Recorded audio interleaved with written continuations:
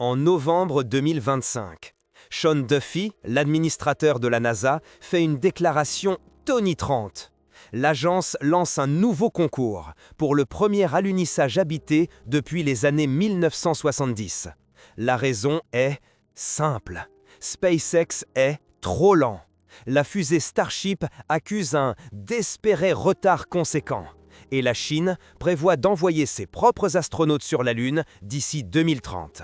Duffy a déclaré littéralement « Le problème, c'est qu'ils prennent du retard, ils repoussent leur calendrier et nous sommes engagés dans une course effrénée contre la Chine. » Une course effrénée contre la Chine. Ces mots résonnent. Ils rappellent quelque chose, une autre course, une course qui a commencé il y a 80 ans et qui révèle l'une des histoires les plus sombres de l'histoire de la science américaine. Car en 1945, l'Amérique était confrontée à la même décision. À l'époque, l'adversaire n'était pas la Chine, c'était l'Union soviétique. Et pour gagner cette course, le Pentagone a pris une décision qui est restée secrète jusqu'à aujourd'hui. Ils ont fait venir 1600 scientifiques nazis en Amérique. Des hommes qui avaient développé des armes pour le Troisième Reich, des hommes qui étaient membres de la SS, des hommes qui avaient utilisé le travail forcé des camps de concentration, des hommes sous la supervision desquels des dizaines de milliers sont morts. Et ces hommes ont construit la fusée qui a emmené l'Amérique sur la Lune. C'est l'histoire que la NASA ne raconte pas, l'histoire cachée derrière l'opération Paperclip. Imaginez. Nous sommes en mai 1945. La guerre en Europe est finie. Les Alliés passent l'Allemagne au peigne fin, à la recherche de scientifiques, d'ingénieurs et de technologies. Car ce qu'ils trouvent dans les usines souterraines du Reich dépasse tout ce qu'ils avaient imaginé. Dans un tunnel profond sous les montagnes du Harz, des soldats américains découvrent une usine secrète de fusées. Son nom de code est Mittelwerk, usine centrale. Et ce qu'ils y voient va les hanter à jamais. Des milliers de fusées V2, l'arme Fairpel miraculeuse du Führer, la première fusée balistique de l'histoire, une avancée technologique qui avait des décennies d'avance sur son temps. Mais à côté des fusées, ils trouvent autre chose. Des cadavres, des centaines de cadavres, des corps squelettiques vêtus d'uniformes de prisonniers rayés, les restes des hommes qui avaient construit ces fusées. Car l'usine centrale n'était pas une usine normale, c'était un camp de la mort. Entre 20 000 et 30 000 travailleurs forcés sont morts dans ces tunnels, morts de faim, battus à mort, pendus. Ils travaillaient 12 heures par jour, sous terre, sans lumière du soleil, sans nourriture suffisante, sans soins médicaux. Si quelqu'un devenait trop faible pour travailler, ils l'envoyaient à Auschwitz. Et l'homme qui dirigeait cette usine, Arthur Rodolphe, un ingénieur allemand, membre du NSDAP depuis 1931, membre de la SA, l'homme qui organisait les chaînes de production, l'homme qui demandait plus de travailleurs esclaves à la SS, l'homme qui était présent lors des exécutions. Et qu'a fait l'Amérique d'Arthur Rodolphe après la guerre? Ils lui ont donné un emploi à la disgrâce NASA. L'opération Paperclip était un programme mystérieux des services de renseignement américains. Entre 1945 et 1959, ils ont fait venir plus de 1600 scientifiques, ingénieurs et techniciens allemands aux États-Unis. Beaucoup d'entre eux étaient des membres confirmés du NSDAP. Certains étaient membres de la SS. Le président Truman avait expressément interdit que des militants nazis ou des criminels de guerre participent au programme. Mais le Pentagone a ignoré cette instruction. Les dossiers ont été disgrâce falsifiés. Le nom Paperclip vient des trombones qui étaient agrafés au dossier des scientifiques. Ces trombones marquaient les cas où des informations compromettantes devaient être supprimées ou modifiées. Le passé nazi était disgrâce effacé. L'appartenance à la SS disparaissait. Les crimes de guerre étaient oubliés. Arthur Rudolph était l'un de ces cas. En 1948, les services de renseignement ont écrit dans leur rapport « Sarcastique, Rudolph n'est pas un nazi convaincu et serait probablement classé comme un suiveur ». Le ministère de la Justice a ajouté « La non-naturalisation de Rudolph serait préjudiciable aux intérêts nationaux ». En d'autres termes, nous savons ce qu'il a fait, mais nous avons besoin de lui. Et c'est ainsi qu'Arthur Rudolph est arrivé en Amérique. Il a travaillé pour l'armée, il a aidé au développement du missile Pershing, et ensuite, il est devenu l'un des hommes les plus importants à la NASA. Il a dirigé le développement de la Saturn V, la plus grande fusée qui ait jamais volé, 111 mètres de haut, 3000 tonnes, la fusée qui a emmené Apollo 11 sur la Lune. La fusée qui a permis à Neil Armstrong et Buzz Aldrin d'être les premiers hommes à marcher sur la Lune. La Saturn V était une merveille d'ingénierie et elle a été dirigée par un homme qui avait envoyé des dizaines de milliers de travailleurs esclaves à la mort. Mais Arthur Rudolph n'était pas seul. Wernher von Braun était le visage du programme spatial américain. Time Magazine, émission spéciale de Disney, couverture de magazine dans toute l'Amérique. Le charmant scientifique allemand qui allait emmener l'Amérique sur la Lune. Ce que le public, Unger, ne savait pas. Wernher von Braun était membre de la SS depuis 1940. Il était membre du NSDAP depuis 1937. Il avait personnellement sélectionné des travailleurs esclaves pour son usine de fusées à Peenemünde. Il avait visité Buchenwald pour choisir des prisonniers pour son travail. Sur une photo de 1938, von Braun porte l'insigne de la croix gammée. Mais après la guerre, il est devenu un sarcastique héros américain. En 1960, il est devenu directeur du Marshall Space Flight Center. Il était l'architecte en chef de la Saturn V. Il était l'homme qui a emmené l'Amérique sur la Lune. Et son passé nazi n'a vraiment été révélé qu'après sa mort en 1977. Voici la partie que les manuels d'histoire officiels omettent. La fusée V2, que von Braun et Rudolph avaient développée en Allemagne, était une arme. Elle a été utilisée contre Londres, Paris et Anvers. Des milliers de civils sont morts, mais plus de gens sont morts en construisant la V2 qu'en l'utilisant comme arme. Le camp de travail forcé de l'usine centrale était directement relié au camp de concentration de Dora-Nordhausen. Les prisonniers étaient littéralement travaillés jusqu'à la mort. S'ils ne pouvaient plus travailler, ils étaient envoyés à Auschwitz, où ils étaient pendus devant les autres travailleurs à titre d'avertissement. Les conditions à l'usine centrale étaient si brutales que même les officiers SS se plaignaient. Jean Michel, un résistant français qui a survécu au camp, l'a décrit ainsi. « Nous travaillions dans un tunnel, sans lumière du jour. La poussière des explosions remplissait nos poumons. Nous dormions sur le sol, à côté des machines. Il n'y avait pas de lit, pas de toilette, pas d'espoir. Chaque jour, les plus faibles étaient emmenés.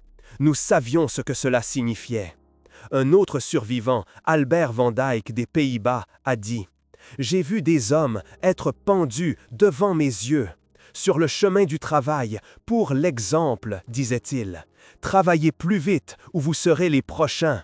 Et nous travaillons plus vite. Parce que nous voulions vivre. » Ces déclarations n'ont été révélées que des décennies plus tard, lorsque les dossiers ont été déclassifiés, quand les survivants ont enfin été entendus.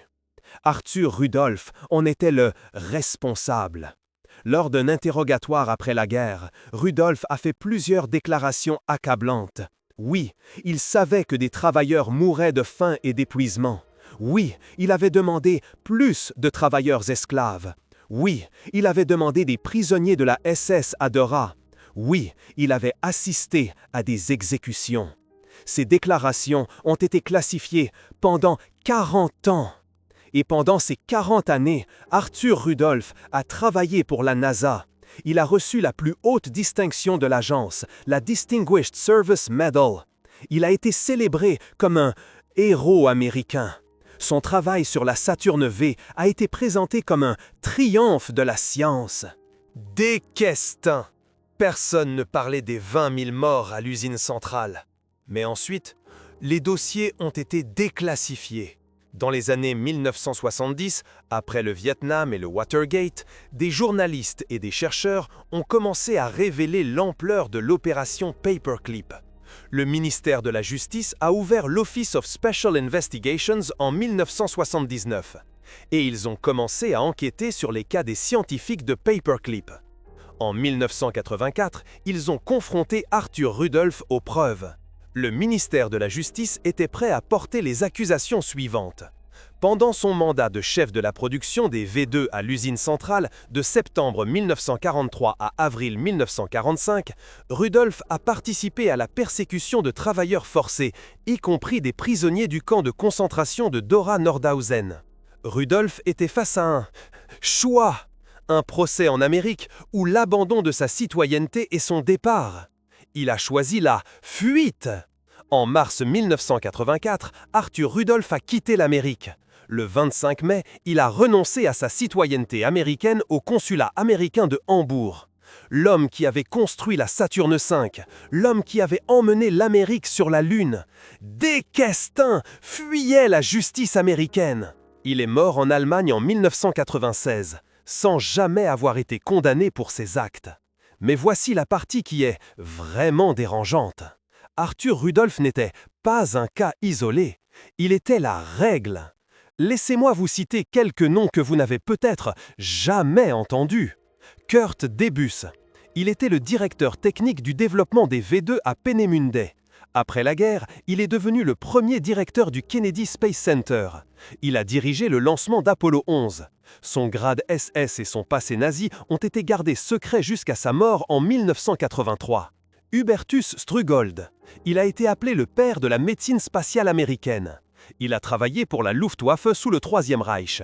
Il existe des documents qui montrent que, sous sa direction, des expériences médicales ont été menées sur des prisonniers de camps de concentration. Des expériences de dépressurisation, des expériences de refroidissement, des expériences qui ont entraîné la mort. Malgré cela, il est devenu un scientifique de la NASA célébré. Ce n'est qu'en 2013 que son nom a été retiré d'une distinction qui portait son nom. Ernst Steinhoff. Il était responsable du système de guidage des V2. Après la guerre, il a travaillé pour l'US Air Force. Il a contribué au développement des missiles intercontinentaux. Personne n'a demandé d'où venaient ses connaissances. Et ce ne sont que 3 sur 1600. Parmi les 1600 scientifiques venus en Amérique grâce à l'opération Paperclip, beaucoup avaient des antécédents similaires, membres du NSDAP, officiers SS, des hommes qui avaient profité du travail forcé, des hommes dont le travail était basé sur la mort de milliers de personnes. Et tous ont été accueillis à bras ouverts. Le général John Medaris, commandant de l'Army Ballistic Missile Agency, a défendu publiquement Rudolph. L'American Legion a protesté contre l'enquête.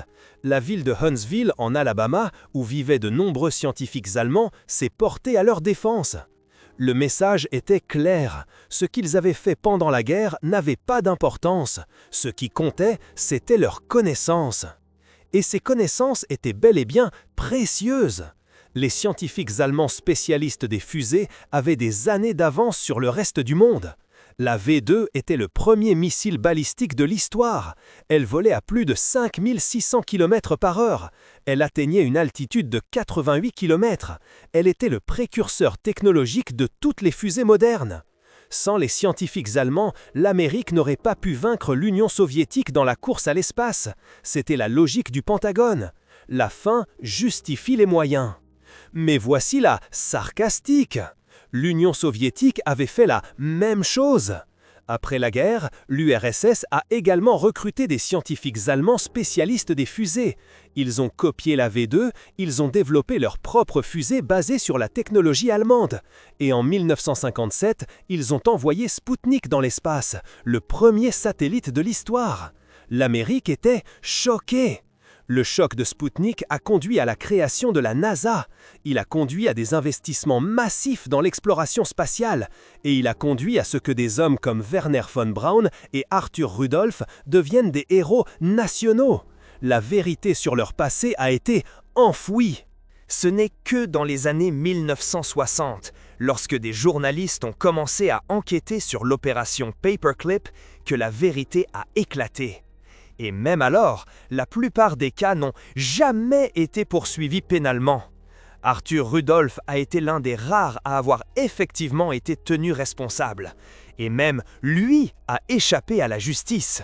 Mais pourquoi est-ce que je raconte cette histoire aujourd'hui ? Parce que le schéma se répète.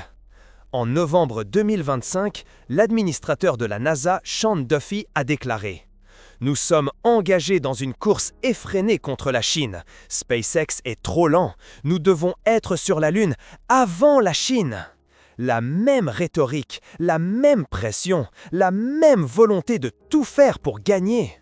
Laissez-moi vous donner les chiffres actuels. SpaceX a effectué 5 lancements de Starship en 2025. Les 3 premiers ont été des SAD. Selon des documents internes publiés par Politico, SpaceX prévoit le premier test de ravitaillement orbital pour juin 2026, un atterrissage lunaire sans équipage pour juin 2027 et la première mission habitée au plus tôt pour septembre 2028. C'est plus d'1 an plus tard que le plan initial de la NASA. Et la Chine ne dort pas. Les Chinois prévoient d'envoyer des astronautes sur la Lune d'ici 2030. Ils construisent déjà leur station spatiale. Ils ont mené à bien des missions lunaires. Ils acquièrent de l'expérience pendant que l'Amérique débat. La pression sur la NASA est énorme. Alors l'agence ouvre un nouveau concours. Blue Origin, avec sa fusée New Glenn, est maintenant un concurrent sérieux. Le deuxième vol d'essai a été un grand succès. L'entreprise développe son propre atterrisseur lunaire, le Blue Moon Mark II. La course est de nouveau ouverte et le temps presse. La Chine prévoit d'envoyer des astronautes sur la Lune d'ici 2030. L'Amérique prévoit le programme Artemis. Mais la fusée Starship de SpaceX a des problèmes. Selon des documents internes, le premier atterrissage lunaire habité pourrait ne pas avoir lieu avant 2028, 1 an plus tard que prévu. Alors, la NASA ouvre un nouveau concours. D'autres entreprises peuvent soumettre des propositions. Blue Origin développe son propre atterrisseur lunaire. La course effrénée vers la Lune est de nouveau ouverte. Et voici la question que, sérieusement, personne ne pose. Quel compromis sommes-nous prêts à accepter ? En 1945, l'Amérique était prête à comployer des criminels de guerre, des hommes responsables de la mort de dizaines de milliers de personnes, tout cela pour vaincre l'Union soviétique. Que sommes-nous prêts à faire en sérieusement 2025 ? Les questions éthiques que soulève l'opération Paperclip restent sans réponse à ce jour. Un historien se demande, est-il justifié de s'adapter à une idéologie toxique quand on est scientifique ? La science est-elle vraiment apolitique ? Paperclip est une étude de cas sur ces questions, mais certainement pas la dernière. Et cela nous amène à Werner von Braun. L'homme qui a emmené l'Amérique sur la Lune, l'homme qui animait des émissions spéciales Disney, l'homme qui faisait la couverture du Time Magazine, l'homme dont le passé nazi n'a été révélé qu'après sa mort. Werner von Braun est mort en 1967. Il avait 65 ans. Il était l'un des scientifiques les plus célèbres d'Amérique. Des rues et des écoles ont été nommées en son honneur. Il a reçu tous les prix que l'industrie aérospatiale pouvait offrir. Et personne ne parlait de son passé. Ce n'est qu'après sa mort, lorsque les dossiers ont été déclassifiés, que le public a appris la vérité, qu'il était membre de la SS, qu'il avait visité Buchenwald pour sélectionner des travailleurs forcés, qu'il était au courant des conditions de l'usine centrale. Amy Shira Teitel écrivait en mars 2025. Werner von Braun est passé de réunions avec Hitler concernant l'arme miraculeuse V2 allemande, une arme construite grâce au travail forcé dans les camps de concentration, à l'un des principaux architectes d'Apollo 11 en moins de 20 ans. C'est ça la réalité. Les hommes qui ont emmené l'Amérique sur la Lune avaient du sang sur les mains. Et l'Amérique le savait, le Pentagone le savait, la NASA le savait. Mais ils ont décidé que la victoire dans la course à l'espace était plus importante que la justice. Pendant 40 ans, cette dissimulation a fonctionné. Les faits concernant leur passé nazi n'ont été révélés que dans les années 1980, lorsque leurs dossiers ont été déclassifiés. Le journalisme d'investigation dans les années 1970 a conduit à une série d'audiences à la Chambre des représentants des États-Unis. Ces audiences ont conclu que les dirigeants militaires américains avaient pris des décisions moralement répréhensibles au nom de la sécurité nationale. Mais à ce moment-là, la plupart des scientifiques de Paperclip étaient morts ou à la retraite. Arthur Rudolph était l'une des rares exceptions. Il était encore en vie. Les preuves contre lui étaient accablantes, et l'Office of Special Investigations était déterminé à le traduire en justice. Même là, il s'est échappé. Il a renoncé à sa nationalité et a quitté l'Amérique. L'Allemagne l'a accueilli. Le bureau du procureur de Hambourg a enquêté sur son cas, et en 1987, ils ont classé l'affaire. La seule accusation qui n'était pas prescrite était le meurtre, et pour cela, ils n'ont pas trouvé de preuves suffisantes. Arthur Rudolph est mort en homme libre. L'homme qui avait envoyé 20 000 travailleurs forcés à la mort, l'homme qui avait demandé des prisonniers à la SS, l'homme qui avait assisté à des exécutions. Il est mort dans son lit en 1996, à 89 ans, impuni. Et sa Saturne V vole toujours dans l'histoire. Chaque fois que nous parlons du débarquement sur la Lune, nous parlons aussi de l'opération Paperclip. Chaque fois que nous célébrons Apollo 11, nous célébrons aussi le travail d'hommes qui étaient des criminels de guerre. C'est l'héritage inconfortable que l'Amérique n'a toujours pas digéré. Mais l'histoire de l'opération Paperclip a une autre dimension. Il ne s'agit pas seulement du passé, il s'agit de la façon dont les nations prennent des décisions, quels compromis elles acceptent et quelles vérités elles sont prêtes à enterrer. En 2000, les Archives nationales des États-Unis ont ouvert les dossiers Heinrich Müller et Arthur Rudolph. Décennies après la fin de la guerre, décennies après la commission des crimes. Ce n'est qu'alors que le public a pu constater l'ampleur des décisions prises au nom de la sécurité nationale. Et ce qu'ils ont trouvé était consternant. Le gouvernement avait systématiquement caché des preuves, il avait falsifié des dossiers, il avait ignoré les avertissements. Tout cela pour protéger des scientifiques qui seraient considérés comme des criminels de guerre selon les normes modernes. En septembre 1948, le rapport du renseignement avait averti « Certains de ces scientifiques ont un passé problématique ». Mais l'avertissement a été ignoré. La valeur de leur travail l'emportait sur les considérations morales. C'est ça le schéma. Et ce schéma se répète. Aujourd'hui, en 2025, l'Amérique est à nouveau confrontée à une course effrénée, cette fois contre la Chine. Cette fois, il s'agit de l'IA, de l'informatique quantique, des armes hypersoniques, de la domination de l'espace.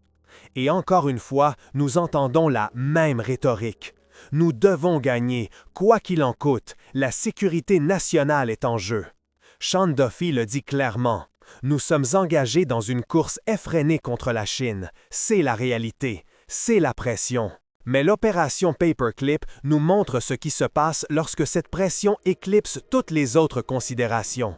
Lorsque la victoire devient le désespéré objectif, lorsque les compromis moraux deviennent acceptables. Les 20 000 morts de l'usine centrale sont le prix que personne ne voulait payer, mais que quelqu'un a payé. Et voici la vérité qui dérange. La Saturne V a fonctionné, Apollo 11 a été un triomphe, l'Amérique a gagné la course à l'espace. D'un point de vue technique, l'opération Paperclip a été un succès. Mais à quel prix? Les familles des victimes de l'usine centrale n'ont jamais obtenu justice.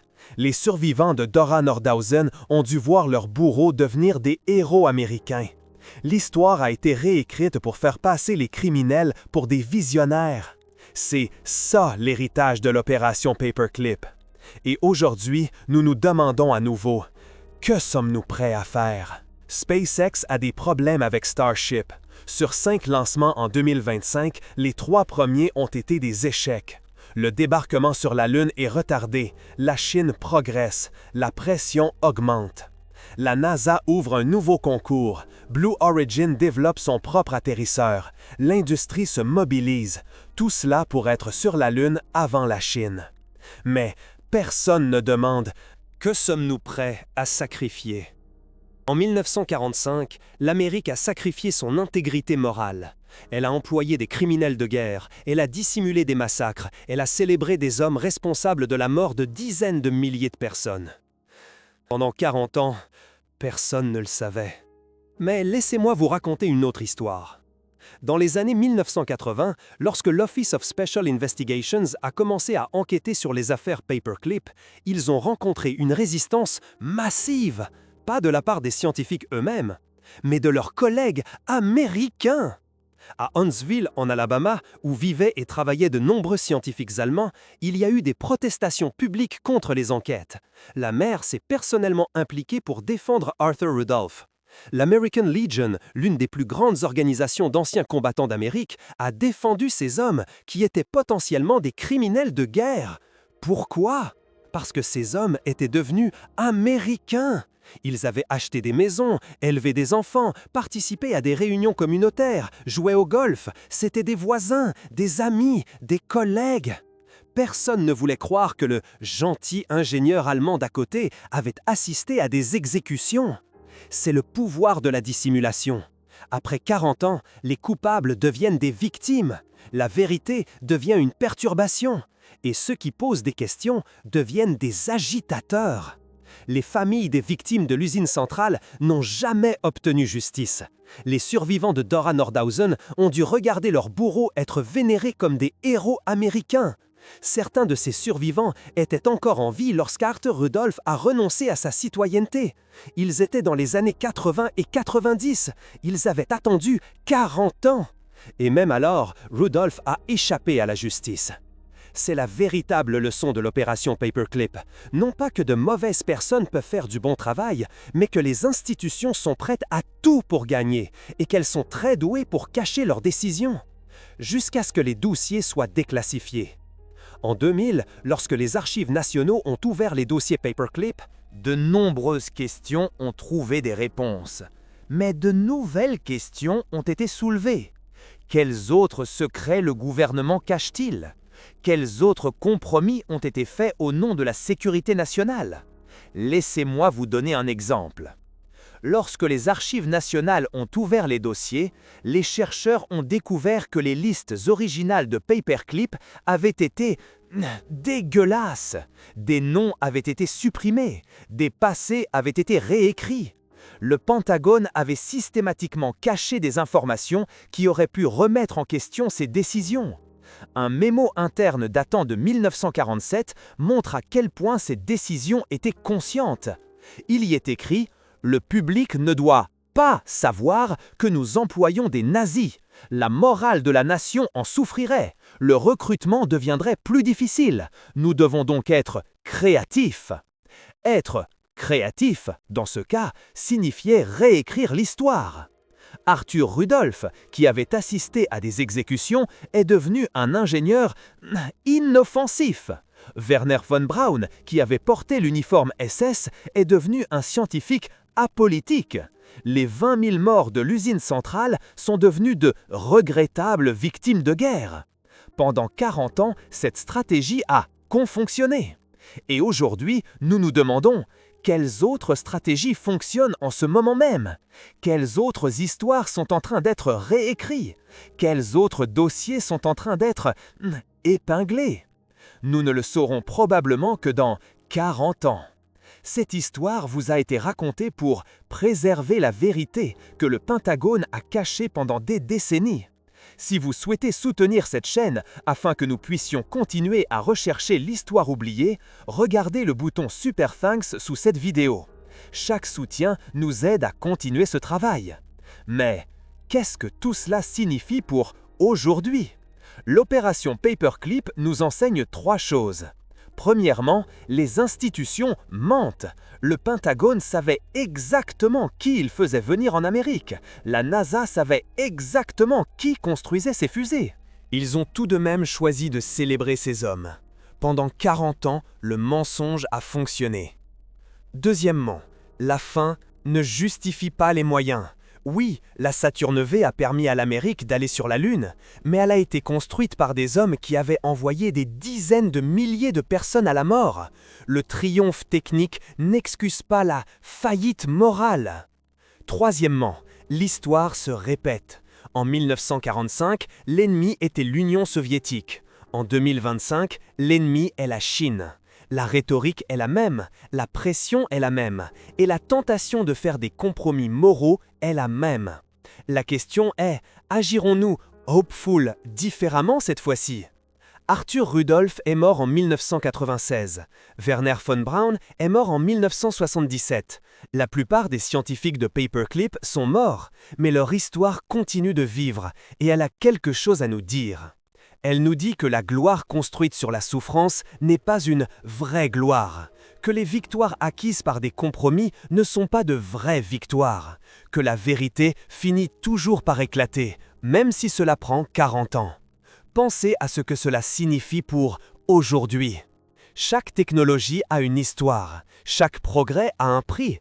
La seule question est de savoir si nous sommes prêts à voir ce prix, ou si nous préférons détourner le regard. La Saturne V était une merveille technologique, mais elle a été construite avec le sang de 20 000 travailleurs forcés. L'alunissage était un triomphe de l'humanité, mais il a été rendu possible par des hommes impliqués dans des crimes contre l'humanité. Ce n'est pas une histoire simple. Il n'y a pas de héros et de méchants clairs. Il y a seulement des gens qui ont pris des décisions, et d'autres gens qui ont payé le prix. Les survivants de Dora Nordhausen n'ont jamais vu leur bourreau puni. Beaucoup d'entre eux sont morts sans que le monde connaisse leur histoire.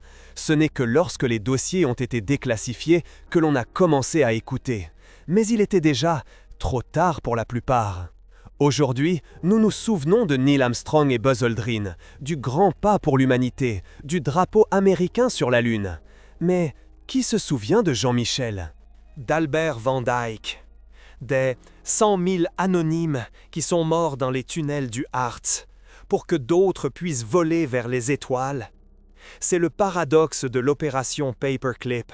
Le plus grand triomphe de la science américaine a été rendu possible par les plus grands crimes du XXe siècle. Et nous célébrons le triomphe sans penser au crime. Et elle nous dit que nous devons faire attention. Car lorsque la prochaine course commencera, lorsque la prochaine pression se fera sentir, lorsque la prochaine décision devra être prise, alors nous serons à nouveau confrontés à la même question. Que sommes-nous prêts à faire? NASA contre Chine 2025, Pentagone contre URSS 1945. Les noms changent, mais le schéma reste. Le temps presse.